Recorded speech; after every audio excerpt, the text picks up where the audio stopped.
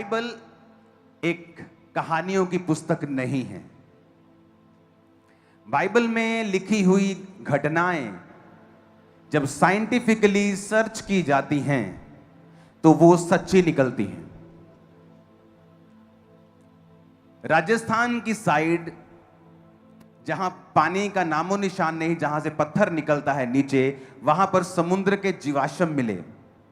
तो कहते कभी ये इलाका समुद्र के क्या था, नदी के नीचे नहीं, पानी के नीचे नहीं, समुद्र के पानी के नीचे। और वचन क्या क्या कहता है, सारी पृथ्वी के ऊपर क्या था, जल था, समुद्र था। परमेश्वर ने कहा पृथ्वी अलग हो जाए, पानी अलग हो जाए, सूखी भूमि दिखाई दे। वचन क्या हुआ, पूरा हुआ।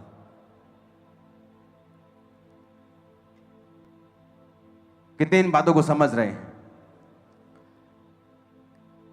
दुनिया के बेस्ट मैथमेटिशियंस बताते हैं कि जो दूरी है धरती की, या जो ग्रहों की स्थिति है, या जो ग्रेविटी है, ग्रेविटी की स्पीड और लाइट की स्पीड सेम है।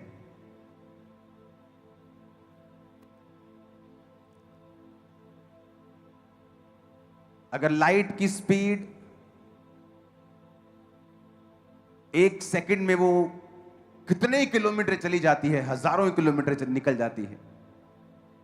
ग्रेविटी की सेम स्पीड है और धरती की ग्रेविटी है जो लाइट के साथ मैच करती है। आपको ये इत्तेफाक लगता है क्या? सदोम और अमोरा के ऊपर परमेश्वर ने गंधक बरसाई थी, याद है कि नहीं याद? क्योंकि वो पापी थे, पुरुष के साथ व्यभिचार करना चाहता था, पाप बढ़ गया था। तो वहां पर परमेश्वर ने लिखा गंधक और आग बरसाने के कारण परमेश्वर ने उन नगर को क्या किया था, नाश किया था। और लूत को और उसकी पत्नी और दोनों बेटियों को परमेश्वर ने बचा लिया। एंड में लूत की पत्नी ने पीछे देखा और नमक का खंबा बन गई। दोनों बेटियां चरित्रहीन थी क्योंकि उन देशों में पैदा और पली बड़ी थी, और उन देशों में पैदा होने के कारण चरित्र नहीं था। बाप से संतान को पैदा किया और परमेश्वर ने कहा अम्मोनी मुआबी मेरी संगति में कभी ना आने पाए, और वो भी हट गई और उसके बाद सिर्फ लूत रह गया। समझ आई आपको? अब जब सल्फर की, गंधक की खदानें खोजी जाती हैं तो वो इंडोनेशिया में मिलता है, जहां पर वोल्केनिक, जहां पर ज्वालामुखी होते हैं। आप फोटोज देख सकते हैं, उन फोटोज में आपको नजर आएगा। वो यहां मिलता है जहां उनके जो भंडार हैं सल्फर के, जो दुनिया में चाइना में है, इंडोनेशिया में है, न्यूजीलैंड में है, बहुत सारी जगहों में है। और ये कृत्रिम रूप से बनाया जाता है पेट्रोलियम से। और अगर जिन स्थानों में ये मिलता है वहां पर इनकी प्योरिटी चेक करो तो ये 40 से 60% धरती जब निकालती है तो ये प्योर होते हैं। यानी जब सल्फर गंधक निकलती है तो 40% प्योर होती है। तो एक अंग्रेज ने सोचा कि मैं वहां पर जाकर स्टडी करूंगा जहां पर परमेश्वर ने गंधक बरसाई थी। अगर परमेश्वर सच्चा है तो वहां मुझे प्रूफ मिलना चाहिए। वहां वो गए, जब उन्होंने सब खोजबीन शुरू की तो उन्होंने क्या पाया कि जिस शहर के ऊपर परमेश्वर ने सदोम और अमोरा के ऊपर गंधक बरसा के शहर का नाश किया था, उन्होंने सर्च की कि उस शहर में 5 लाख कब्रें थी। कितनी? अगर कोई ये कहे कि नहीं, और जब उनके अंदर से जब जमीन खोदी गई तो एक लेयर के बाद राख निकलने लगी, जले हुए बर्तन निकलने लगे, हड्डियां निकलने लगी। तो लोग बोले नहीं नहीं, ऐसा भी हो ही सकता है कि दूसरा राजा आके इनको मार गया हो, जला गया हो, इसमें कौन सी बड़ी बात है, बाइबल में ऐसे लिख दिया हो। फर्दर स्टडी की गई कि जो 5 लाख कब्रें थी उनके मुर्दे भी जले हुए थे। अब सोचते थे अगर किसी राजा ने अटैक किया है तो कब्रों पे क्यों करेगा? कौन राजा अटैक करके 5 लाख कब्रों के मुर्दे उठाकर जलाए? कौन इतना बेवकूफ है कि अपना रिसोर्सेस नाश करेगा? वो भी 5 लाख कब्रें खोदेगा। कब्रें भी जली हुई थी, तसल्ली नहीं हुई। एक साइंटिस्ट से मिला, उसने कहा कि मुझे गंधक नहीं मिल रही वहां जो बरसी थी। कहता गंधक जो है वो खुले में नहीं रह सकती क्योंकि वो उड़ जाती है, वो जल जाती है। अगर तुझे गंधक खोजनी है तो सदोम और अमोरा पर जब गंधक गिरी थी वो मृत सागर के पास बसे हैं दोनों देश। वो फोटोज में आपको दिख जाएगा। सदोम और अमोरा जो हैं वो दोनों जहां पे गोले लगे हैं ये डेड सी के पास हैं। तो उसने कहा साइंटिस्ट ने कि अगर यहां गंधक बरसी होगी तो पानी में जरूर गिरी होगी। कितने मेरी बात को समझ रहे हैं? अगर आपका घर पानी के किनारे है और गंधक बरसी तो गंधक पानी में भी जरूर गिरेगी। तो उसने कहा तू पानी की जगह पे खोज। मेरे भाइयों बहनों, जब पानी की जगह पे गंधक खोजी गई, वो गंधक गढ़ों जैसे गड़े पड़ते हैं बर्फ के, उन साइजेस में आज भी वहां मौजूद है, रोज निकल रही है वहां से। और दूसरी बात, पूरी दुनिया में एक ही स्थान है पूरे वर्ल्ड में जहां 99.9% प्योर यानी 100% प्योर गंधक निकलती है। वो सदोम और अमूरा का देश है, शहर है। 99, जब सोने पे लिखा होता है ना 99.9% शुद्ध, मतलब वो शुद्ध है। 100% तो सिर्फ खुदा ही शुद्ध है। तो 99.9 का मतलब है कि वो शुद्ध ही है, हाँ या ना? तो जब उस गंधक को लैब में टेस्ट किया गया और वहां पर प्रॉफिट लोट यानी भविष्यद्वक्ता लूत नाम का एक म्यूजियम बनाया गया और वो गंधक के टुकड़े वहां रखे हुए हैं। आज भी अगर आप वहां पे जाएं और समुद्र के रास्तों में खोजें, वो गंधक आपको भी मिल जाएगी, क्योंकि वो वहां मौजूद है। वहां पास्टर्स जाते हैं, बिलीवर्स जाते हैं, उन गंधक को देखते हैं। मैं अपने घर में मनन कर रहा था कि अगर वो गंधक असली है, 99% प्योर, और पूरी दुनिया में कहीं नहीं है, इसका मतलब बाइबल क्या है? सच्ची है। इसका मतलब उन लोगों ने पाप किया था। इसका मतलब पाप का असर होता है। इसका मतलब परमेश्वर न्याय करता है। इसका मतलब यीशु मसीह भी सच्चा है और वो भी चंगा करता है। तो हीलिंग भी असली है। अगर वो असली है तो सब असली है। हम इस समय विश्वासी होने के नाते नहीं सोच रहे हैं, हम लॉजिकल बात कर रहे हैं। आप मेरी बात समझ रहे हो कि नहीं? या तो तुम दुनिया में दिखा दो जहां पे 99.9% प्योर सल्फर मिलती हो, और वो भी गड़ों के आकार में। वो वीडियो को साइलेंट करके वो दिखाना जहां उसने वो ढूंढा, गड़े के आकार, गड़े के आकार, जैसे बर्फ का गड़ा नहीं पड़ता उसके आकार की वो गंधक वहां भी मौजूद है, अभी भी मौजूद है। वो देखो, ये समुद्र से, ये इन लेयर से निकलती रहती है और समुद्र में जब पानी बहता है ओवर, तो ये बह बह कर जाती रहती है आगे। गंधक के टुकड़े गड़े के रूप में परमेश्वर ने बरसाए थे और आज भी वहां मौजूद हैं। दुनिया का एकमात्र स्थान जहां 99% प्योर गंधक मिलती है। आज भी इसे सिर्फ लाइटर लगा दो तो जलने लग जाती है। ओ जीसस, असली है मेरा परमेश्वर, असली है। इमेजिन करो, आप इमेजिन करो। इसका मतलब असली में बारिश हुई थी गंधक की।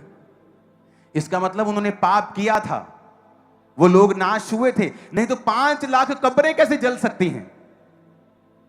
कब्रों के अंदर की हड्डियां मुड़ी हुई हैं, क्योंकि जब आग कब्रों के ऊपर आई, कब्रों के ऊपर भी आई, तो उनकी हड्डियां मुड़ गई हीट से। तो नहीं तो अगर आप मुर्दे को दबाएंगे उसकी हड्डी कभी नहीं मुड़ती, गल जाती है, बॉडी गल जाती है, हड्डी ऐसी रहती है। उनकी हड्डियां टेढ़ी थी, मुड़ी हुई थी। इसका मतलब परमेश्वर असली है। उसने सचमुच गंधक बरसाई थी। उन लोगों ने पाप किया था, गुनाह किया था। कितने मेरी बात को समझ रहे हैं? अगर वो असली है, अगर गंधक असली है, वो स्टोरी असली है, इसका मतलब यहोवा भी असली है। वो दूत भी असली थे। यहोवा ने यीशु को भेजा, वो भी असली था। दुनिया में सिर्फ बाइबल ही प्रभु यीशु मसीह के बारे में नहीं बताती है।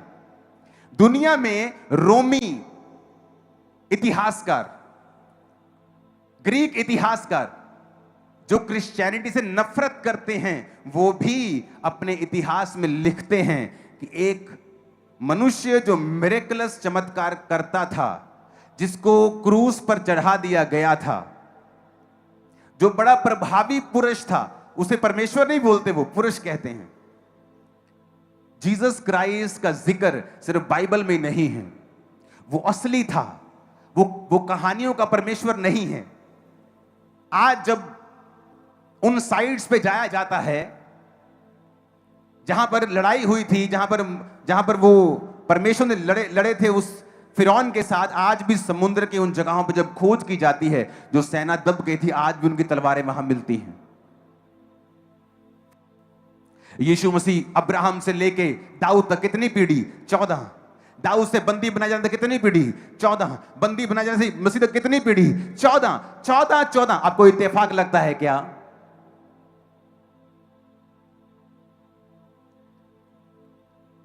आपको यह इत्तेफाक लगता है क्या?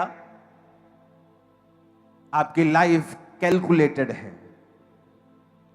जीसस ने कहा तुम्हारे बाल गिने हुए हैं, तुम्हारा ब्लड कितने ml है गिना हुआ है, तुम्हारे बाल गिने हुए। उसने कहा तुम अपने बालों को उजला काला नहीं कर पाओगे।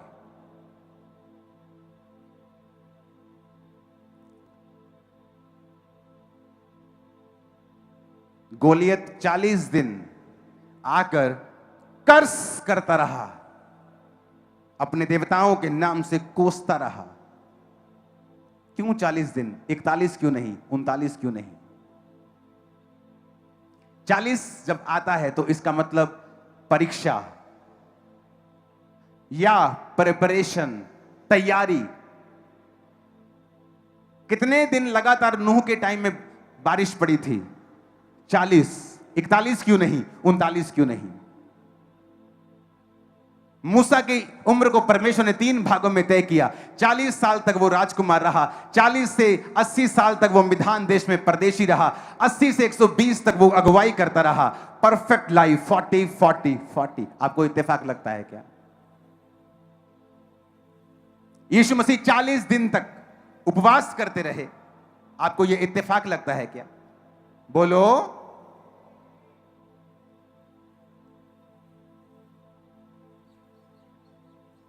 हालेलुया।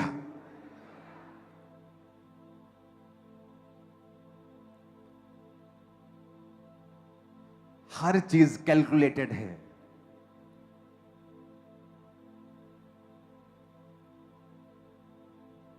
वो 40 दिन आकर कर्स करता रहा। 40 दिन मूसा एक बार फिर परमेश्वर के पास गया, फिर 40 दिन गया। यीशु मसीह जी उठने के बाद कितने दिन तक रहे चेलों के साथ? 40। अरे वो तो नंबर्स, इतना बड़ा वो मैथमेटिशियन है, आपकी लाइफ को क्या छोड़ देगा? वो इतना परफेक्ट करेगा कि परफेक्ट शर्मा जाएगा जब आपको देखेगा। मैं आपको इसलिए कह रहा हूं कि नथिंग इज इत्तेफाक। कुछ भी कोइंसिडेंस नहीं है कि हां भी ये इत्तेफाक से हो गया। इत्तेफाक कुछ नहीं है।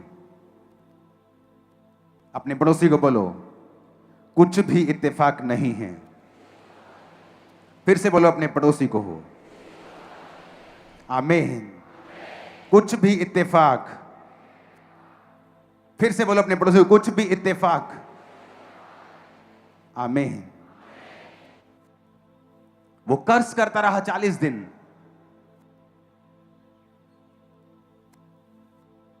वो परफेक्ट परमेश्वर, उसे सब पता था कि दाऊद तक 14 पीढ़ी होंगी, दाऊद से बंदी बनाए जाने तक 14 पीढ़ी होंगी, मसीह तक फिर 14 पीढ़ी हो। आपको लगता है कि आप इमेजिन कर सकते हैं जो मैं कर रहा हूं? कितना कंट्रोल है परमेश्वर का इस दुनिया के ऊपर। कोविड आया तो लोगों ने बोला शैतान ने काम कर दिया। मैंने कहा शैतान ने कुछ नहीं किया। कोविड के बाद देखना, आधी दुनिया यीशु मसीह को मानती है आज। सर्चेस बताती हैं कि जेनजी, नई जनरेशन, जितनी बाइबल खरीद रही है आज तक बिकी नहीं थी। जितनी वो चर्च में जा रही है आज तक नहीं गई थी। जितने लोग खुदा की ओर फिरे हैं कोविड के बाद, आज तक ऐसा नहीं था। कोविड से पहले सुपरमैन, स्पाइडरमैन उनके हीरो थे। कोविड के बाद सब बदल गया। उन्हें मालूम हो गया टीवी में बचाते हैं सिर्फ ये, असल में तो परमेश्वर ही बचाने वाला है। उसकी गवाहियां पूरी दुनिया में थी। जो लोग नए बेचारे चर्च के साथ जुड़ते हैं या नई पोस्ट देखते हैं चर्च के बारे में, बोलते हैं पास्टर कोविड के टाइम कहां थे? कोविड के टाइम तेरा पास्टर सड़कों के ऊपर था पंजाब पुलिस के साथ। देख ले जा, जब पहली लहर आई थी लोग छुपे हुए थे, सड़कों के ऊपर थे, लोगों पे ले हैंड हो रहा था, उन्हें राशन बांटा जा रहा था और अविश्वासी हील हुए। बड़ी बड़ी एनजीओ में जो लोग काम करते हैं, अन्य जाति एनजीओ में जिनके नाम नहीं ले सकता, उनके लोग हील हुए, गवाहियां दे के गए अंदर, हम आपकी प्रेयर से हील हुए। आपने ले हैंड किया था, मेरा बच्चा डर रहा था मेरे पास आने से, आपने मेरे नाक पे हाथ रख के ले हैंड किया था। हालेलुया। परमेश्वर क्या है? बोलो असली है। फिर से बोलो अपने पड़ोसी को, और वो सब कुछ कंट्रोल में रखता है। आमीन। अपने पड़ोसी को बोलो सब कुछ कंट्रोल में है, सब कुछ कंट्रोल में है, कुछ भी कंट्रोल के बिना नहीं है। आमीन।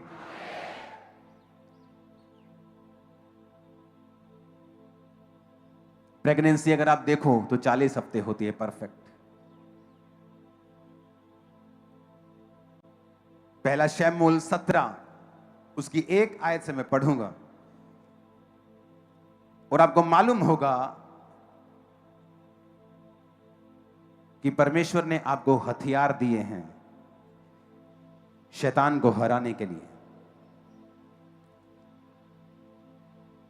अब 4 आयत में लिखा, पलिश्तियों की छावनी में से गोलियत नामक वीर निकला जो गत नगर का था। उसकी लंबाई 6 हाथ 1 बित्ता, उसके सिर पर पीतल का टोप, एक पत्थर का झलम जिसका तोल 5000 शकेल पीतल का था।